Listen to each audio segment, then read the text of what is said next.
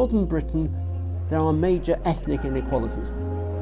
Somebody needs to be looking at those.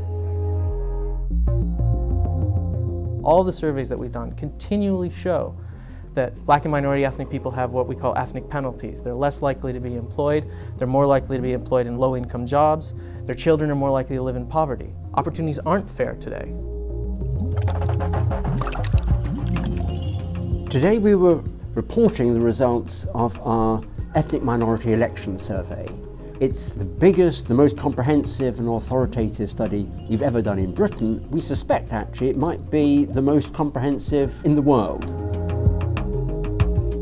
One of the important things of understanding post-imperial society is political participation. And therefore any research such as this, looking at any aspect of political behaviour, let's put it in those crude terms, is significant. People often think or tell you that they're registered to vote in normal public opinion surveys, but actually when you check it against the register, that tends not to be the case. Registration doesn't exist on its own. It's used for other purposes, so if you're not on the register, you can't vote. You might not be counted when they do boundary calculations, how many MPs there should be in your area. There has been a debate on whether or not voting should be made compulsory. It's not actually something the Electoral Commission specifically are looking at because we don't make policy recommendations on the franchise. It tends to be seen as going away from the British tradition, liberty and choice and so on, which is why I think it hasn't been adopted in the British model, but obviously has been in Australia. Labour has always been the party of the ethnic minorities in the UK. We've always suspected this from looking at constituency level returns, but we've never really known it in the degree of detail that we can now produce. The core thing is actually how similar the calculations are that ethnic minority voters engage in when they're deciding who to vote for. They make exactly the same kind of calculations that white voters make, which I think is the most interesting thing to come out of this study.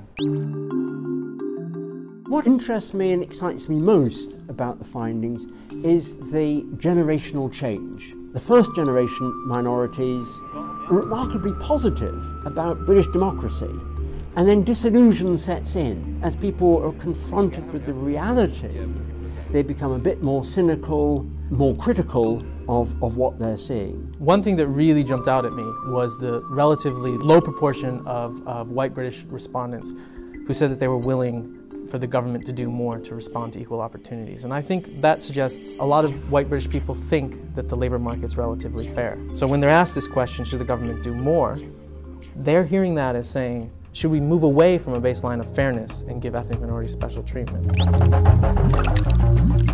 If you're a young black Caribbean, you're going to find it very difficult to get a job. It's difficult for everybody. All young people now have got terrible time in the labour market.